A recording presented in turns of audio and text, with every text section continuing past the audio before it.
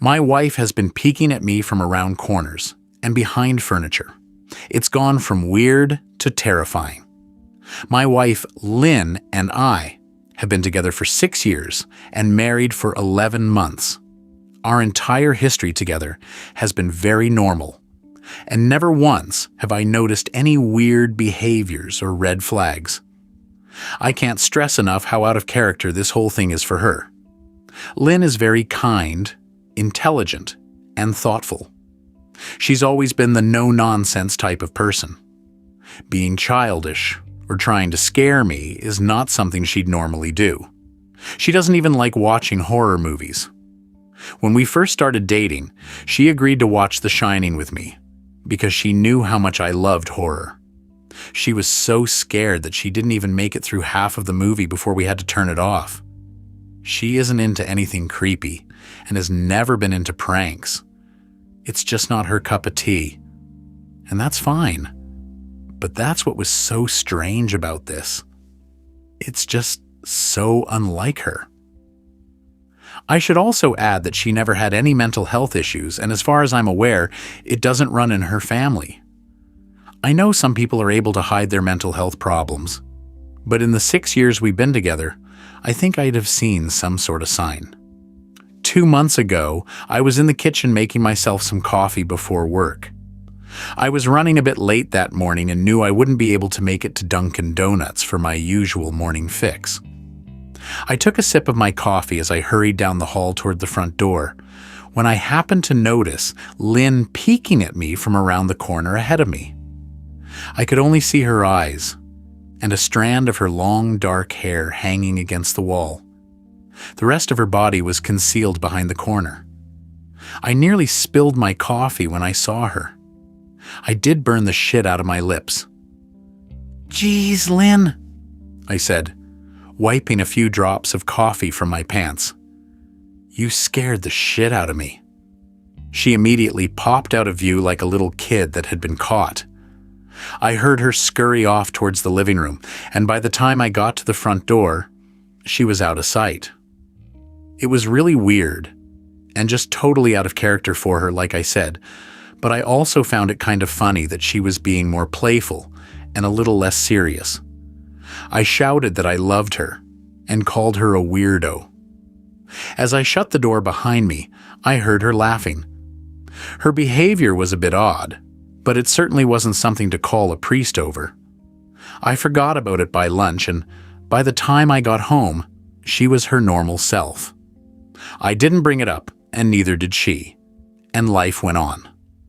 The next incident happened 3 days later. It was around 2 a.m., and I had woken up to get a drink. I was standing at the kitchen island, jug of Oj in hand, when I felt a strong feeling that I was being watched. For whatever reason, I looked down at the floor and saw my wife's smiling face staring back. She was peeking at me from the other side of the island, staring up at me with wide, unblinking eyes and grinning like the Cheshire Cat. I screamed, I'll admit it. Not out of irritation, but fear. For some reason, at that moment, I was scared. At the sound of my scream, Lynn scuttled backwards out of my view, her hands and feet smacking the tile floor as she hurried out of the kitchen on all fours. I didn't run after her, or even yell after her. I just stood there frozen in shock, wondering what fuck had possessed her to do that. It took me a little longer than I'd like to admit to go back upstairs, but I eventually did. When I got to our bedroom, Lynn was lying on her side, asleep, or at least pretending to be. I stood there for a while, watching her breathing, to be sure she really was asleep. I had the feeling she might jump out at me the moment I got into bed, but she didn't. I climbed into bed, and she didn't even move. Her breathing was soft and deep, and I was starting to wonder if I'd dreamt the whole thing. The next morning, I waited for her to come down for coffee, and after handing her a mug and kissing her cheek, I decided to ask her about it. "What was that about last night?" I asked, keeping my tone light so I didn't offend or embarrass her. She frowned over her cup of coffee, shaking her head like she had no clue what I was referring to. "You were peeking at me again.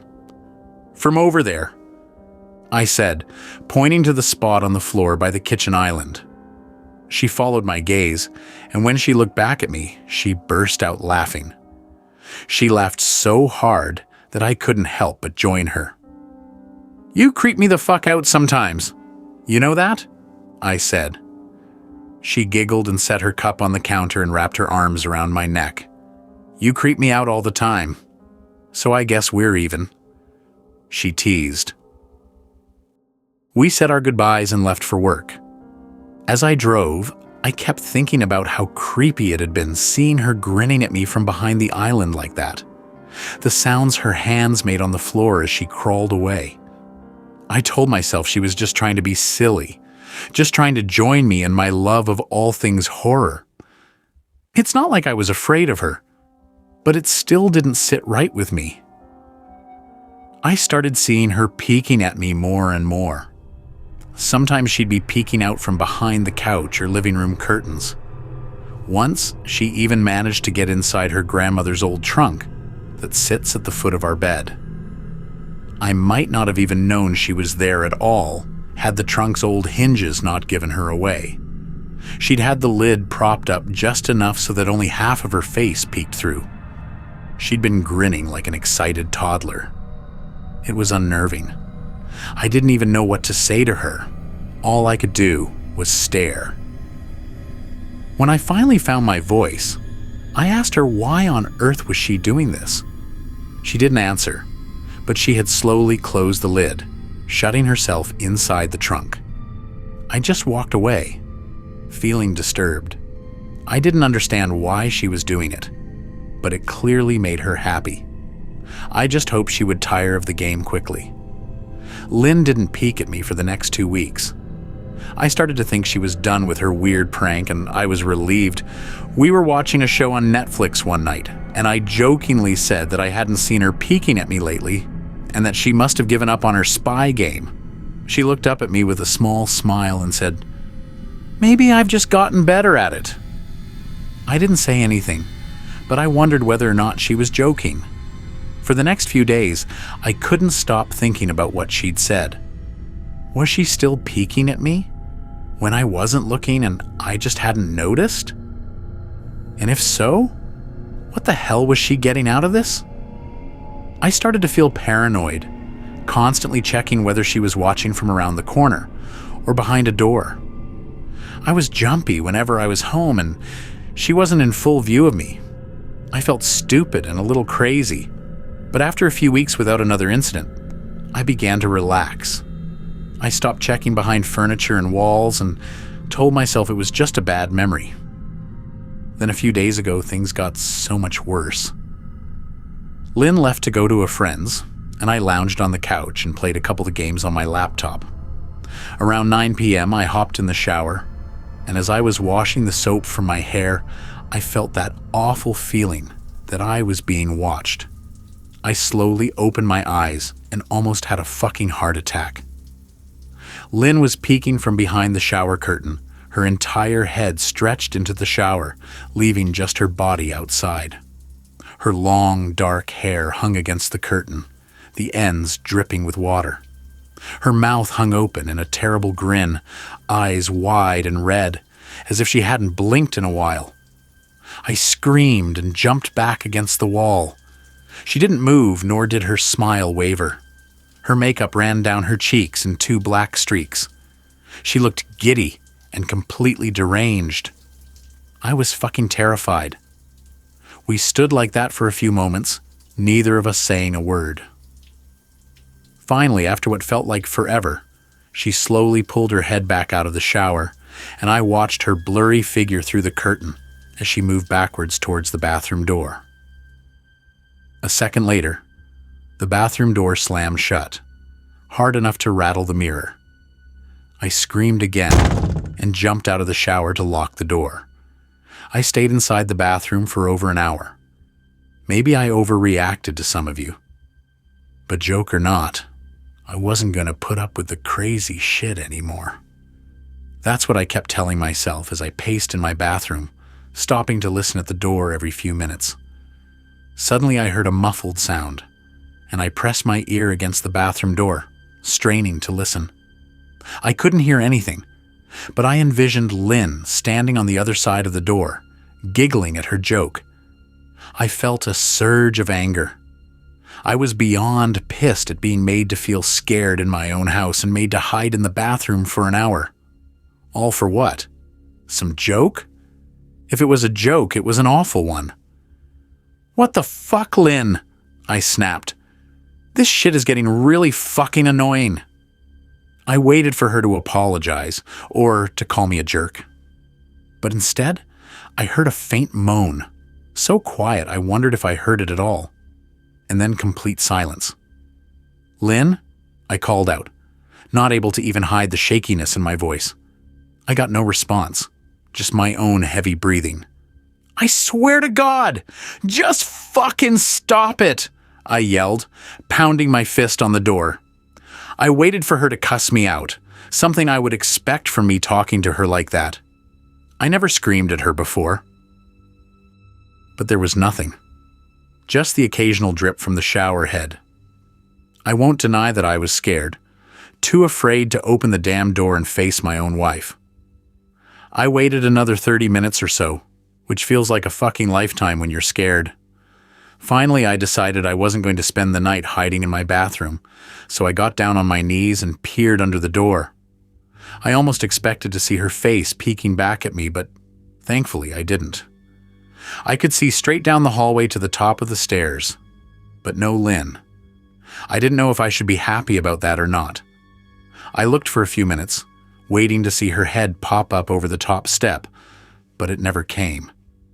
I stood up, my hand hovering over the door, and mentally prepared myself to open it. I slowly turned the lock with shaky fingers, and was about to yank it open when I heard a sound that still makes me feel nauseous when I think about it. A moan, louder than before, but this time I was able to tell just where it was coming from. I turned my head to the closet door, as if in slow motion, and locked eyes with my wife, who was peeking out at me from the slight gap. Her eyes were still wide as ever, and her mouth was hanging open in the most grotesque gaping smile I'd ever seen. I didn't even scream. I was too scared for even that. Her hands were clasped to her chest, body trembling with sheer delight, as if she could barely contain her excitement. A short, raspy moan bubbled up from her throat, deep and raw, sending a shiver through my entire body. Somehow, I found the ability to pull the bathroom door open and ran as fast as I could all the way down the steps, snagging my keys and phone from the table in the living room before running outside to my car. I could hear her shrill laughter behind me, but I didn't hear her getting closer. I didn't bother shutting the front door. I drove away from the house faster than I legally should have, shivering the entire time, either from fear or the cold. Maybe a little of both. I hadn't grabbed a coat or even a pair of shoes. I was still in my boxers and my hair was still damp. I drove straight to my brother Chris's house about 40 minutes away, ignoring any and every call and text I got. I didn't check my phone until I was safely parked in my brother's driveway. Lynn had called 4 times and sent a flurry of texts, all wondering where I'd gone and why I left like that. I threw my phone at the dash in a rage, furious at her nonchalant attitude. My brother and his wife were surprised to see me, especially dressed in just a pair of boxers, but told me to stay as long as I needed. Chris lent me some clothes and asked me what happened. I told him Lynn and I had a fight, but didn't get into the details. I didn't want him to think I was overreacting, leaving my wife over a prank, even if it was a strange one. I mean, hadn't I encouraged her for years to lighten up instead of being so serious all the time? I had wanted her to relax and loosen up, but this was definitely not what I'd had in mind. I tried to sleep on their sofa, but my brain wouldn't let me sleep. Every time I closed my eyes, I saw Lynn's face staring at me from inside the closet. Knowing she'd been in there with me the entire time made my skin crawl. She'd never left the fucking bathroom at all. Instead, she slipped inside the closet and slammed the bathroom door shut to fool me. The mere thought of going back home gave me anxiety. I tossed and turned, unable to sleep. Chris ended up giving me a sleeping pill so I was able to get a little rest. My sleep was filled with terrible dreams, all of Lynn's smiling face. I woke up just as the sun started to rise. My sore body ached from the sofa, and I felt drained. I knew I'd have to call Lynn at some point, but I didn't know what to say to her. I wouldn't be going home unless she gave me her word she'd never do any more creepy shit. I just wanted my wife back. Her normal, serious self never looked so good to me. I was contemplating calling her and telling her that, when that familiar feeling came over me, I was being watched. I was staring at the ceiling, my heart in my throat. I didn't want to look away, but the longer I ignored the feeling, the worse it got. My eyes drifted away from the ceiling, almost on their own. Her face was pressed up against the window beside the couch, staring down at me with that same gaping smile. Drool dribbled down her lips, leaving 2 long streaks down the glass. I didn't know how long she'd been there, but something told me she'd been there quite a while, possibly all night. I didn't bother screaming, though I was afraid anger trumped any fear I felt at that moment. I jumped up from the couch and pounded my palm against the glass. "Lynn, are you crazy? What the hell is wrong with you? Just go home!" I shouted. "Now!" She didn't move, and her ghastly expression never changed. If anything, her smile only grew, as if she had never been more elated. I could hear Chris and his wife moving around upstairs.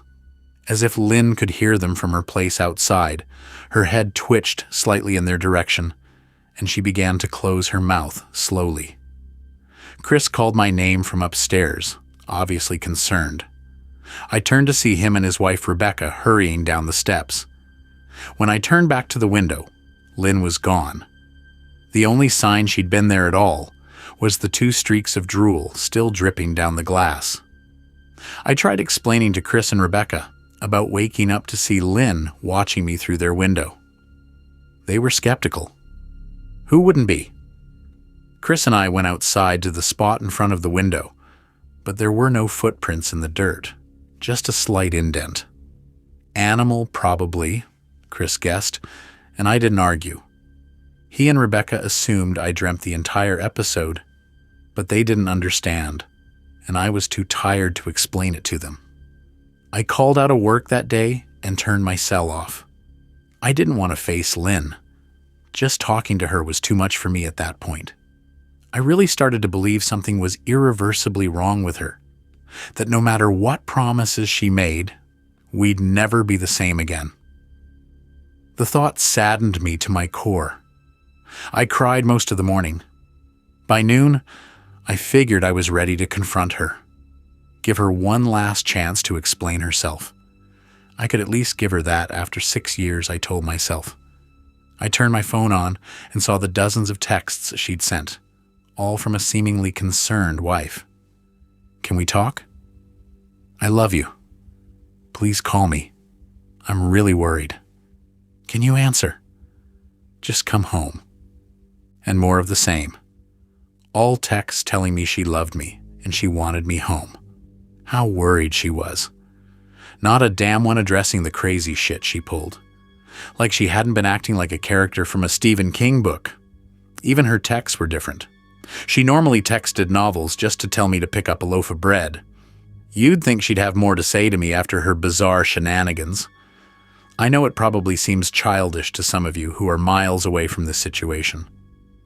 But if you saw the way Lynn had looked at me, how she scampered away on all fours like some wild animal, grinning at me from inside the closet like a lunatic, then I think you'd find my reaction was warranted. I ended up staying with Chris and Rebecca for another night. I didn't wake up yesterday until afternoon, and thankfully I didn't see Lynn's face watching me through the window. I don't want to pry, because it's not my place. But is this fight something that can be mended? Rebecca asked. She'd made us both a sandwich for lunch, and I knew she wanted to breach the subject without seeming to be nosy. I don't know.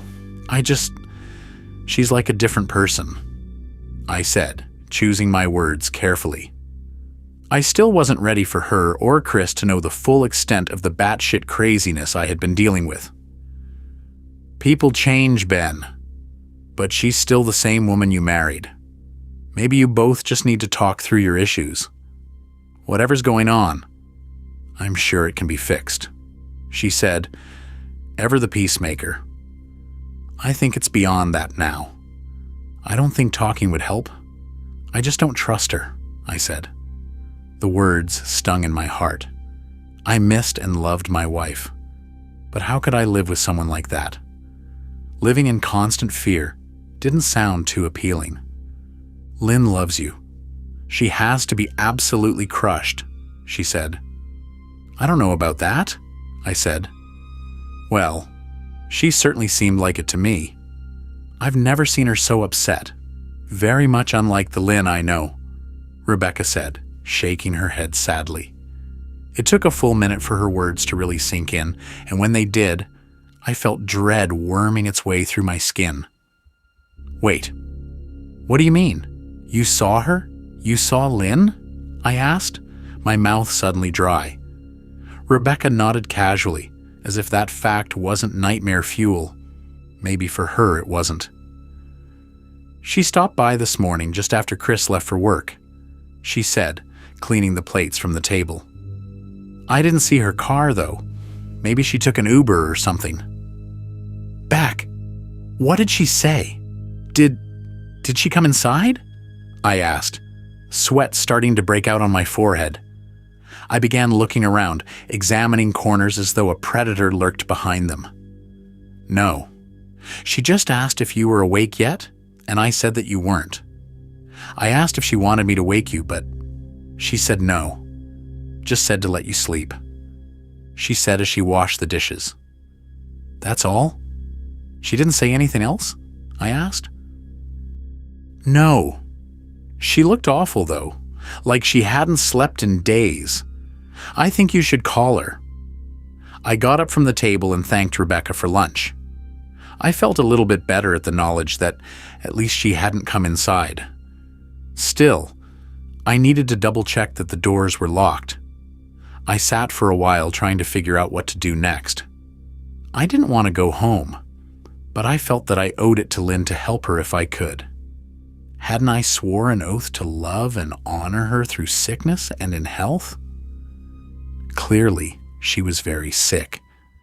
If she was sick, which I truly believe she was, I had to try and get her the help she needed. But I didn't even know where to start. I didn't want to call the police. And besides, what the hell was I going to tell them? That my wife was peeking at me? That she was being creepy? As bizarre as she'd been, she still hadn't committed any crime. Not yet, anyway. The police would have probably said that I was overreacting. But this wasn't some prank. It felt wrong. Dangerous, even. Like something sinister lurked beneath her smile. I knew as her husband I was well within my rights to have her committed. But what if she simply acted normal in their presence? She'd obviously been able to fool Rebecca into thinking she was just a concerned wife. As long as the doctors didn't find her a danger to herself or others, they'd have no choice but to release her after 72 hours. I felt lost and overwhelmed. So I did what any husband in my position would do. I called her mother. I didn't want to, believe me. Her mother, Mary Ann, and I were never on the best of terms. We'd never fought or anything like that. She just wasn't a very warm person and wasn't really easy to get along with. She hardly ever smiled, and when she did, only her lips would move into a thin-lipped smile, leaving her eyes as blank as before. She gave off this aura that felt like she was permanently on the offensive. I'd only met her twice, and both times were for such short visits. I got the impression she didn't approve of me for her daughter. Lynn always ushered us out quickly, as she didn't want me to feel uncomfortable, which I was grateful for. Being in her mother's company felt almost unbearable, like walking on glass. I was glad when we moved 3 states away, so we didn't have to see her often. I was happy to avoid the woman, but I needed her help. I really didn't want to talk to her at all, but I had to talk to someone, and someone who knew Lynn better than I did. So I grit my teeth and did what I had to. "Yes?" she answered, already sounding irritated. "Marianne, it's me, Ben. Do you have a minute to talk?" I asked. I could hear her cluck her tongue in irritation. "I'm in the middle of writing some checks, but if you insist, I suppose I can spare a moment. What is it that you want to discuss, Benjamin?" She said, coolly. "It's about Lynn. She's been acting strangely, and I was wondering if you had any idea whether there was something—" I was quickly interrupted. "It's a bit difficult to follow your rambling, Benjamin. What is that you want from me?" she asked. I could almost see her standing there in her thin sweater and slacks, tapping her fingernails impatiently on the table. "I wanted to know if you'd ever noticed any odd behavior, or possibly any mental health issues?" I asked. There was a long, uncomfortable pause that I couldn't tell was because she was just thinking, or something else. Finally, after a few seconds, she spoke. "I'm not sure if this is one of your jokes, Benjamin, but if so, I don't find the humor in it. Now, I do have business to attend to, as I've said, so if you don't mind," she said, but I cut her off before she could get rid of me. "Marianne, it's not a joke. I'm sincerely concerned about Lynn's mental health. Her behavior has been very erratic lately. I'm very worried about her, and I figured as her mother, you would be as well," I said, my frustration evident in my voice. "If you're truly concerned, then I suggest you get the health professionals involved." "I don't know what you expect of me," she snapped. I could tell she was seconds away from hanging up, and for some reason, I was desperate not to let her. I had the feeling that she knew a lot more than she was letting on. "Please, if not for me, do it for Lynn." I tried. I heard a faint, shaky intake of breath, as if she were trying to hold her steely persona together, but failing. "Marianne, what's her—" I started. "Benjamin, I don't know what to tell you. My only advice would be to seek professional help. Do not call here again. Goodbye." I tried to call out to her, but she'd hung up. I tried to wrap my head around the call and her refusal to help me. Even if she didn't like me, why wouldn't she want to help her own daughter? I couldn't understand that. I tried to replay the conversation, desperate to find something I missed. After a while, I almost gave up, until I remembered her last words to me. "Seek professional help." She'd said those words with a bit of urgency. I could have just been grasping at straws, but no. I was sure her voice had changed ever so slightly when she'd said that, as if they were very important. What had she meant? I assumed she'd been referring to medical professionals, but maybe she was referring to someone else, someone that she didn't, for some reason, feel comfortable saying directly. Or maybe I was just desperate.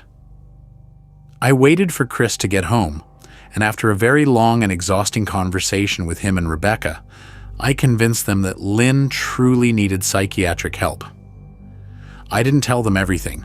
I wasn't prepared to go into it yet, but I told them about our last encounter, how she'd hidden in the bathroom, peeking at me from the closet. They were obviously shocked, but thankfully they believed me. They too just wanted to help her. Still, they didn't think it was all that serious. Weird, maybe, but not dangerous. They just kept saying that Lynn had to be playing some kind of weird joke. "Maybe for YouTube?" Rebecca offered, if only half-heartedly. Chris didn't think we should involve the police just yet. He offered instead to go with me, and I readily accepted. He reasoned that calmly talking to her, trying to coax her into going willingly, was the best recourse. I agreed to do it his way. At least I wouldn't be going into that house alone. We drove over this morning just after breakfast. There was no way I was going at night. When we pulled into the driveway, my stomach began doing somersaults. Her car wasn't there, but I still didn't let my guard down. The front door was ajar, and for a split second, I thought we'd see her eyes staring through the gap. I was shaking and starting to sweat. Chris, however, was fine. He waited for me to open the door, his hands in his pockets like he was going on a fucking stroll through the park. I envied his ignorance. I pushed the door open and was immediately hit with the stench of rot.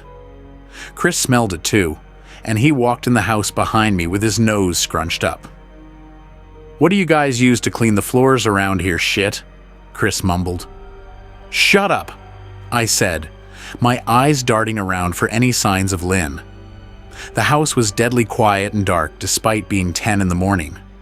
All the curtains were closed up tight, refusing to allow any sunlight inside. If I hadn't left it just 2 days prior, I'd have thought the house to be abandoned. We moved through each room, carefully checking any place that she might hide, occasionally calling her name. "Why the fuck are you looking under the couch?" Chris asked eventually. "Aren't we looking for your wife?" He was looking at me like I was a moron.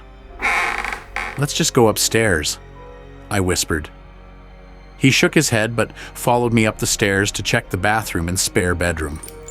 On the way up, my shoes crunched over pieces of glass that looked to be littered over a few of the steps. I noticed that one of Lynn and my wedding portraits that hung on the wall along the staircase had been smashed. The frame hung crookedly, all the glass removed. I stared at the picture, a lump forming in my throat. We had taken the photo just after leaving the church, after saying our vows. She looked so beautiful in her white gown.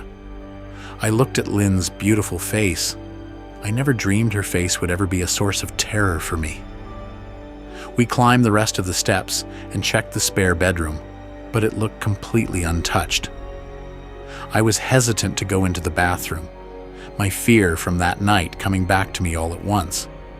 Chris noticed and offered to go in by himself, but I couldn't let him do that. So we walked in together, checking the closet and the shower. The bathroom looked as if it hadn't been touched since the night I left. "I don't think she's here, Ben. Why don't you pack some clothes and we'll try coming back tomorrow or something," Chris said. I nodded and went into our bedroom and shoved some clothes into a duffel bag. When I checked inside our closet, I came across the source of the smell and gagged. Chris took one look and lost all color in his face. He had to go stand by the stairs to get away from the sight and smell. I gazed down in shock at what lay inside my bedroom closet. Soaking into the rug were at least a dozen eyeballs, all carefully laid out in pairs. Some were as large as a quarter, while others were as tiny as a marble. I stared down at the eyes she'd collected from small animals, and I wondered how she'd gotten them, and shuddered at the thought. Man, I thought I had it bad with Becca's shoe addiction. But fuck me. Your wife's in here collecting eyeballs, Chris said, gagging. "Ben, I think we should go," he called from the hall. "I'm getting nauseous." All right. I grabbed my duffel and shut the closet door on my new nightmare. I stepped out into the hall and took a deep breath of air. I could taste the rot on my tongue and I couldn't help but gag. "Who the fuck lines up eyeballs in their closet like that?" Chris mumbled. "I tried to tell you she needed help," I said. "She doesn't need help, Ben. She needs a fucking exorcist," he said. "You coming or what? I can't stand the smell any—" His words died in his throat, and his eyes grew wide with fear. I didn't ask him why. I could feel it. Someone was watching me, and I didn't think it was the eyes in the closet. I turned around, my eyes slowly scanning the bedroom. Christ, I whispered, as I finally saw what we'd missed. Under the bed, curled on her side, watching us with the excitement of a kid on Christmas morning, was my wife. She held her hands together just under her chin, and they were shaking eagerly. Now that she knew she'd been found, I could hear the quiet noises she was making, a sort of hiccuping sound in her throat, as if the excitement was just too much for her. It was unnerving to say the least. Wide eyes and that same huge smile. Everything in me told me to run, but I forced it away. This was my wife. No matter how twisted, she was still the woman I married. I had to help her. "Lynn," I said softly. She didn't respond, but her head bobbed back and forth in 2 quick little movements, as if she were nodding. "Baby, I just want to help, okay? Can you let me do that?" I asked. I had taken a single step forward, approaching her like some kind of dangerous animal. "I love you, Lynn," I said softly, taking another step closer. She let a tiny moan escape her wide-open mouth, and I had to resist the urge to run. Her shoulders were starting to quiver, and her eyes grew as large as saucers. I crouched down so I could see her better, and immediately saw the blood. Her hands were covered in it. They trembled more the closer I got, as if she was barely able to contain herself. "Lynn, are you hurt? You're bleeding," I said. She bobbed her head again, her bloody fingers moving up and down as if playing an invisible piano. They occasionally grazed her chin, leaving smears of blood on her skin. I wanted to recoil in disgust. The smell that was coming off of her was revolting. I could feel the vomit trying to climb up my throat. Her lips were dry and stretched thin, blood seeping between the cracks. I knew she wouldn't come out on her own, but I didn't want to leave her in the state she was in. I scooted closer and reached out to her. The excited hiccuping sounds got louder and her hands shook, fingers flexing. It was then that I could see the blood oozing from in between her fingers. "Oh my God, Lynn! You're bleeding," I said. Instinctively, I reached out to take her hand, but before I could even touch her, her hand sprang out towards me. A sharp pain shot through my arm, and I fell back on my ass. My arm burned, and I could see the blood dripping down onto the carpet. I looked back at her in shock and saw her grinning madly, her fingers clutching a large shard of glass. "You all right in there?" Chris asked from behind me. I turned my head slightly and nodded to him, cradling my arm to my chest. When I turned back to face Lynn, I saw that her focus had shifted. She wasn't looking at me anymore, and she wasn't smiling anymore either.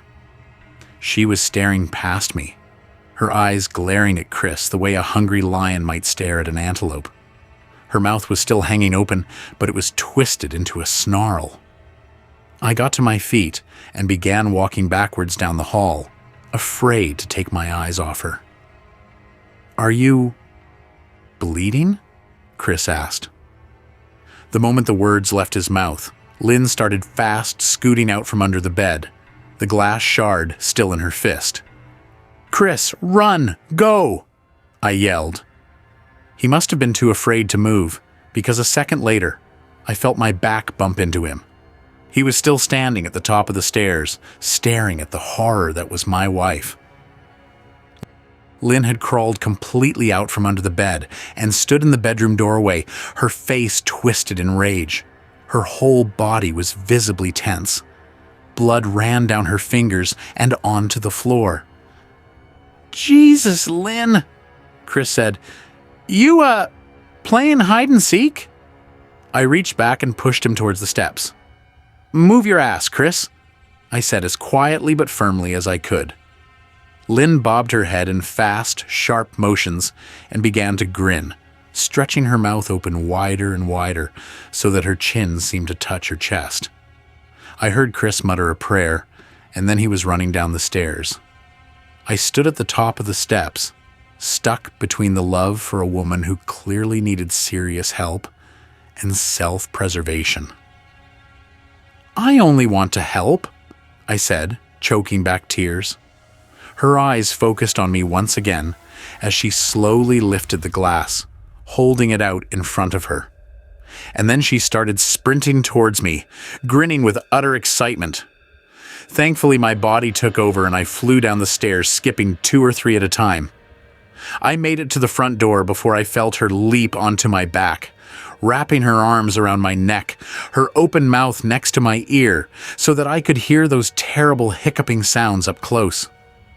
I shook her off me, knocking her to the floor. I felt a searing pain in my back as she went, but I tore open the front door and bolted to my car. Chris was standing in the front yard, talking on the phone with the police. I didn't say a word. I just ran to my car and jumped in. Chris took the hint and followed me, still on the line with 911. I watched the rear view mirror, sure I'd see her there, running after us. But I never did. I went straight to the ER and got 11 stitches in my arm and 3 on my back. The police asked a lot of questions and went back to the house to do a search, but of course Lynn wasn't there. They advised me to stay with a friend or relative for a while and to file a restraining order as soon as I could, but none of those things would matter. Somehow, I just knew. I dropped Chris off at home and went to a motel an hour away. I wanted to put as much distance between me and Lynn as I could. This is where I've been for the last 4 hours. I thought maybe the police would find her. Maybe they'd get her the help she desperately needs. But now I don't think so. Because 40 minutes ago, I got a text from an unknown number. Just 3 words. I found you. And a picture attached. The picture was dark and grainy, but I instantly knew what it was. There was no mistaking my wife's eye. I started typing this out immediately after. I don't know what to do. I'm alone and scared, and I can't help but feel that I'm being watched.